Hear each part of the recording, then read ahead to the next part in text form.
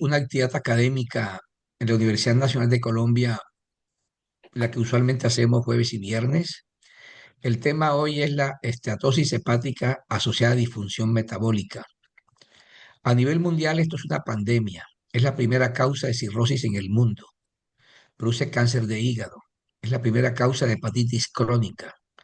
Tener grasa en el hígado implica hacia el futuro en algunos pacientes un pronóstico ominoso, porque la grasa en el hígado puede dar, además de cirrosis, puede haber cáncer de seno, cáncer de útero, cáncer de ovario, cáncer de cerebro, alteraciones cognitivas, cáncer de tiroides, cáncer de esófago, cáncer de estómago, insuficiencia renal crónica. Asimismo, esta patología puede dar diabetes mellitus, ella puede dar hipertensión, es decir, esta es una patología de obligatorio conocimiento de un médico internista, que es quien debe manejar a nivel mundial el hígado graso. Esto no lo maneja el gastroenterólogo, no lo maneja el hepatólogo. El hepatólogo y el gastroenterólogo no tienen ni la más remota idea cómo se maneja la diabetes, dislipidemia. Hay un momento en el cual la esteatosis hepática asociada a disfunción metabólica debe ir al gastroenterólogo cuando tiene cirrosis. Antes no. Lamentablemente en muchos países la gente esto lo ha confundido y el médico internista no tiene formación en el hígado graso. Hoy día, a raíz de un comentario que hicimos la semana pasada, se va a discutir cómo se trata con medicamentos el hígado graso asociado a disfunción metabólica. Hasta hace poco no había medicamentos aprobados, porque los medicamentos que se aprueban para esta patología deben tener dos condiciones. Uno, que a la biopsia, cuando se hace el experimento, sean capaces de bajar un grado a la fibrosis sin empeorar la hepatitis. Y al contrario, bajen la hepatitis sin empeorar la fibrosis. Eso hasta ahora no era posible. Pero hoy tenemos unas novedades de cómo manejar en el 2025 la estatosis hepática asociada a disfunción metabólica.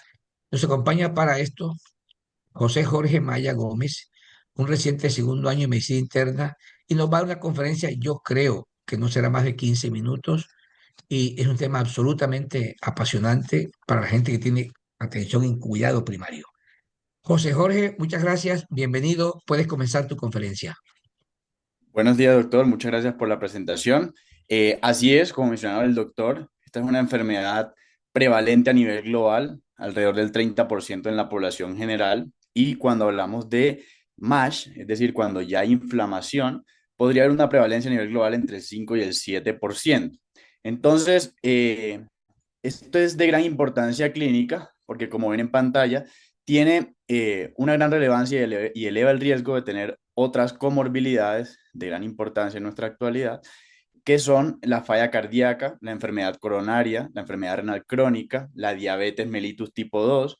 De hecho, el 70%, alrededor del 70% de los pacientes con diabetes tipo 2 van a tener esta condición, y en prediabetes la prevalencia es un poquito más baja, entre el 37 y el 50%. También está asociada con la polineuropatía periférica diabética y con la apnea obstructiva del sueño. No solo esto, sino que, como mencionaba el doctor, también con otros tipos de cáncer, no solamente el hepatocarcinoma. De hecho, solamente una pequeña proporción progresa a cirrosis y solamente una muy pequeña proporción llega a hepatocarcinoma por esta condición. Sin embargo, sigue siendo la principal causa de hepatopatía crónica y también se ha asociado, por ejemplo, a condiciones como la osteoporosis. Entonces, de entrada, es importante mencionar todas estas comorbilidades porque parte del tratamiento farmacológico debe ir encaminado a priorizar la salud cardiovascular y evaluar los medicamentos que también tengan beneficio comprobado en estas comorbilidades. Entonces, los objetivos terapéuticos del tratamiento farmacológico son llevar al paciente a una regresión de la fibrosis y evitar esos liver-related outcomes, que son que el paciente progrese a cirrosis, que el paciente desarrolle una cirrosis descompensada, que haya un deterioro de la función hepática, que el paciente llegue hasta ese estadio de carcinoma hepatocelular o al trasplante hepático. Y buscamos la resolución de la esteatohepatitis y la reducción de la esteatosis. Sin embargo, como mencionaba el doctor, estos son los objetivos terapéuticos principales que buscan los ensayos clínicos aleatorizados para poder autorizar o avalar el uso de estos medicamentos como tratamiento oficial. Entonces, ¿qué buscamos? La regresión de la fibrosis sin empeorar la esteatohepatitis o que haya, perdón, una resolución de la esteatohepatitis sin empeorar la fibrosis. Asimismo, debemos siempre enfocar nuestros objetivos terapéuticos a mejorar o impactar en la enfermedad cardiovascular de los pacientes, que es lo que finalmente termina condicionando la pérdida de la vida de estos pacientes, evitar la malignidad extrahepática y mejorar la calidad de vida. A esto nos referimos con muscles para objetos de la charla. Debo aclarar que vamos a enfocar nuestro tratamiento en esta parte que ven acá de la diapositiva, donde tenemos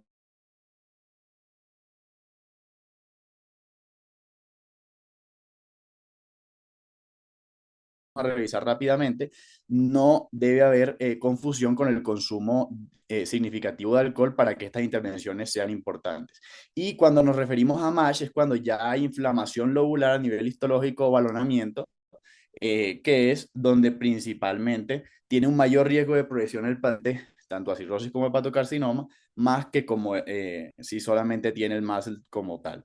Entonces, estos son los criterios diagnósticos cardiometabólicos y los traigo a colación porque debemos evaluar siempre si el paciente tiene obesidad o si el paciente tiene prediabetes o diabetes, los medicamentos que hayan demostrado beneficio a este nivel.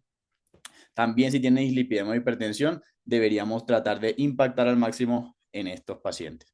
Entonces, vamos a empezar con los medicamentos que tenemos disponibles. Este fue un ensayo clínico de fase 3 doble ciego multicéntrico aleatorizado que fue controlado con placebo. Fue publicado, como ven ahí, en junio del 2025. Más o menos 1.197 pacientes adultos que tenían MASH y que tenían estadios de fibrosis entre F2 y F3. Más o menos la mitad tenían diabetes, como vemos ahí resaltado, y la mayoría pues eran de raza blanca con un IMC que estaba principalmente en obesidad grado 1 o grado 2. Se asignaron en un ratio de 2:1 a recibir semaglutide de 2,4 miligramos semanales. La idea era ir haciendo una dosis, una elevación de la dosis de manera progresiva y comparar con el placebo a las 240 semanas. Entonces, este fue el resultado que ellos obtuvieron a las 72 semanas. Ellos ven un beneficio del 62,9% versus el 34,3% contra el placebo en la resolución de la esteatohepatitis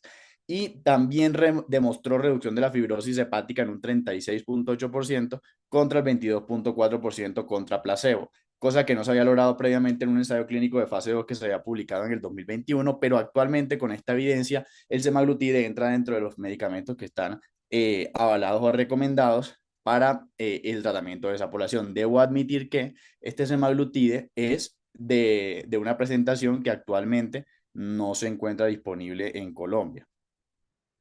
Este es el tirzepatide, que es un agonista también del GLP-1 y del GIP.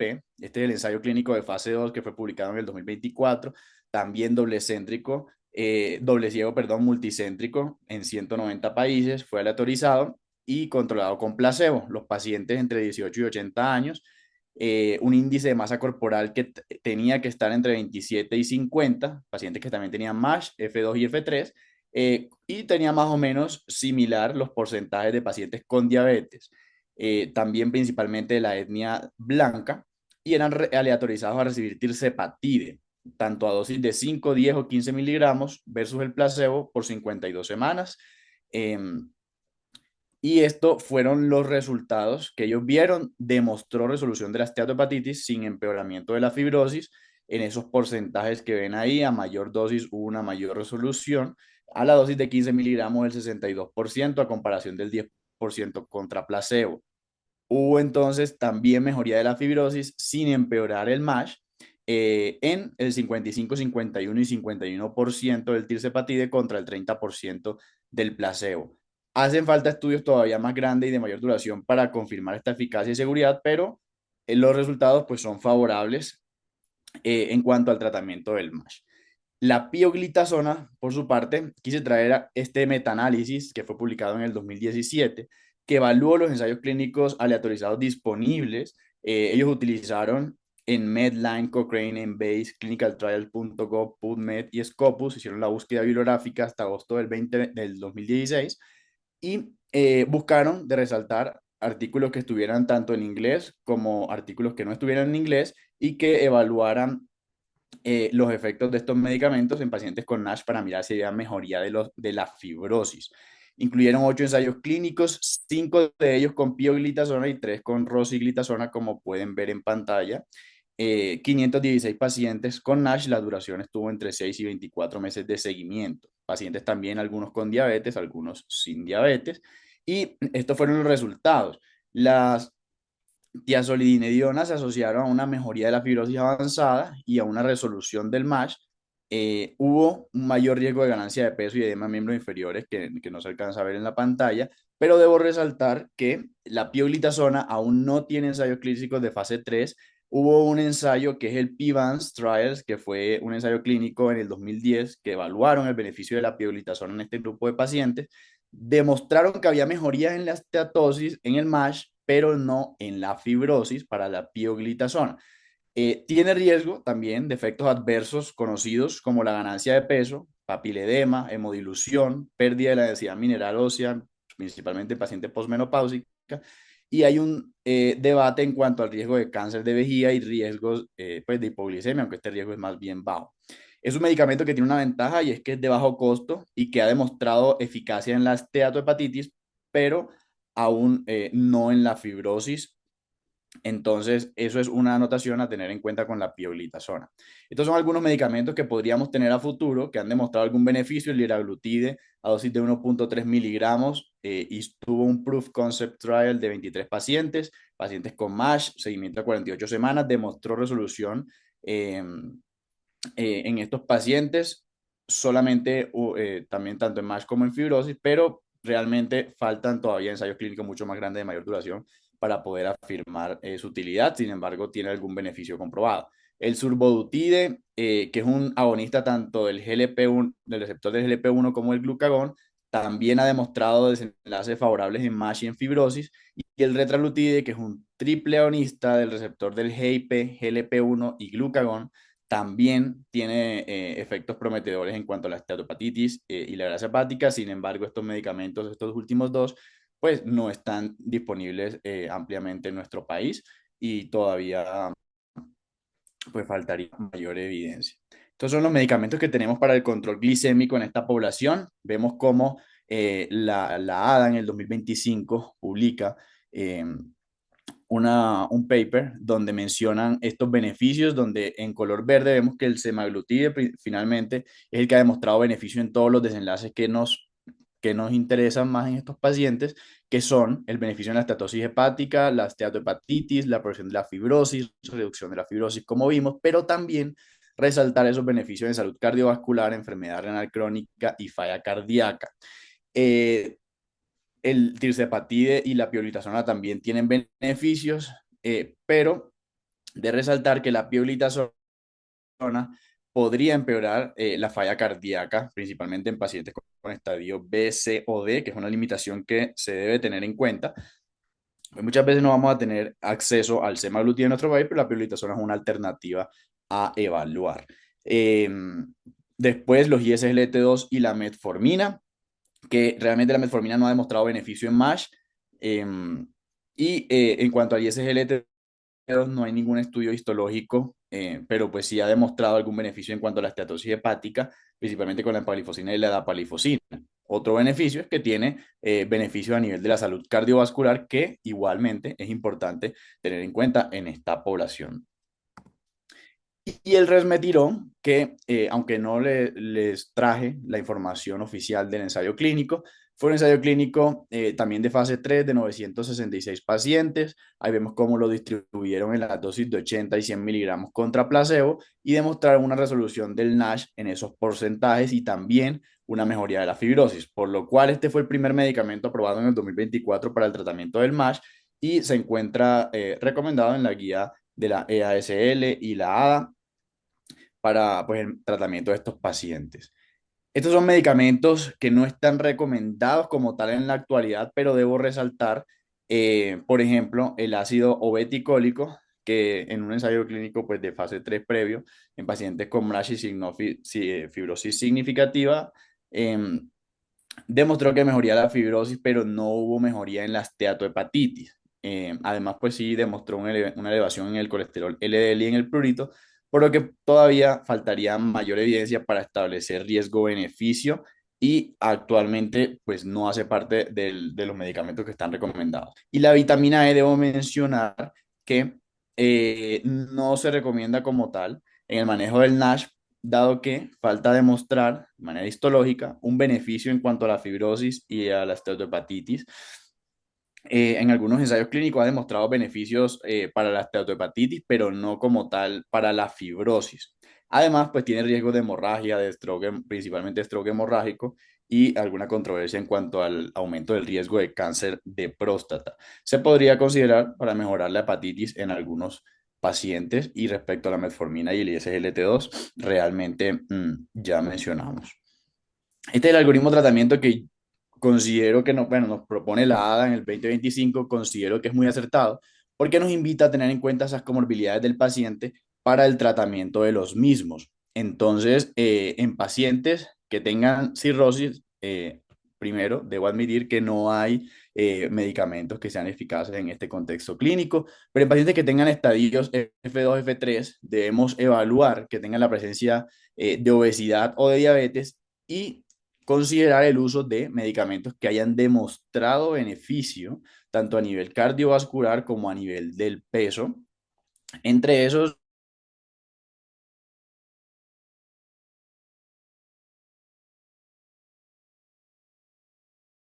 de la fibrosis y de la esteatohepatitis, sino que también impactará en el peso del paciente, en el perfil lipídico, la tensión arterial, y eso finalmente va a determinar un mejor desenlace para el paciente. Debemos tener en cuenta entonces en qué estadio se encuentra nuestro paciente y asimismo ofrecerle el tratamiento que esté más indicado. Otros tratamientos farmacológicos que son importantes recordar: buscar siempre la meta de hipertensión arterial y ponerle el tratamiento antihipertensivo al paciente. Y en cuanto a la dislipidemia, el uso de estatinas, que está ampliamente recomendado para un buen control del riesgo cardiovascular en estos pacientes. Tiene toda la indicación para prevención de eventos cardiovasculares en pacientes con MASLD, son bien tolerados en estos pacientes, no incrementan la hepatotoxicidad y realmente no se ha establecido todavía su eficacia en el tratamiento del MASH en específico, pero hace parte del manejo integral de estos pacientes. Datos relevantes a considerar: no existen tratamientos efectivos en cirrosis. Ninguno ha demostrado mejorar mortalidad, probablemente porque hacen falta estudios de mayor duración. No hay ensayos, no hay datos de, perdón, seguridad, tolerabilidad y eficacia a largo plazo. Los aprobados por la FDA actualmente son el resmetirón y el semaglutide en la presentación que les mencioné. Este semaglutide recientemente en agosto obtuvo la aprobación para el tratamiento de MASH con fibrosis significativa. Y considerar, antes nada más teníamos el rismetirón, y considerar SMASH, es decir, que tenga esteatohepatitis, la vitamina E y la piolitazona, sin embargo, con la limitación de la mejoría de la fibrosis. Medicamentos inyectables, recordar que son de alto costo, no siempre están disponibles y podríamos evaluar esas alternativas. Algunos mensajes adicionales para llevar a casa: el tratamiento farmacológico debe ser individualizado, es decir, considerando las comorbilidades del paciente y los beneficios adicionales a la esteatosis hepática de origen metabólico. Eh, Tener en cuenta lo que les mencioné, que el GLP-1 además mejora peso, mejora presión arterial, control de la glicada, riesgo cardiovascular, y recientemente también ha demostrado algunos beneficios a nivel renal. Y por eso se habla actualmente incluso del continuo hepato-reno-metabólico, cardiometabólico, perdón. Se debe tratar de manera integral. Eso hace referencia no solamente a enfocarse al MAFLD, sino también en todo el riesgo cardiovascular. Y lo que mencionaba el doctor al principio de la charla, como vimos, esto no es de manejo exclusivo del gastroenterólogo o el hepatólogo. Son medicamentos que nosotros como médicos internistas podemos manejar, pero no solo eso, también el médico familiar, el médico general de atención primaria debería estar en la capacidad también de esto. Y recordar que también hay unos manejos no farmacológicos que no hacen parte de esta charla, pero que cualquier médico puede impactar en estos pacientes. Y ya, muchas gracias por su atención. Quedo atento a preguntas, Muy bien, comentarios. muy bien, José Jorge, muchas gracias. Ustedes acaban de ver cómo es cierto lo que yo digo en mi canal hace muchos años sobre el hígado graso. Esto no lo sabe manejar el gastroenterólogo. no lo sabe manejar el hepatólogo, ese menos. Esta es una patología que debe manejar, y aquí en esta cátedra hemos insistido hace 10 años, de que quien debe manejarlo es el médico internista, el médico cardiólogo, el endocrinólogo, el médico general y el familiar.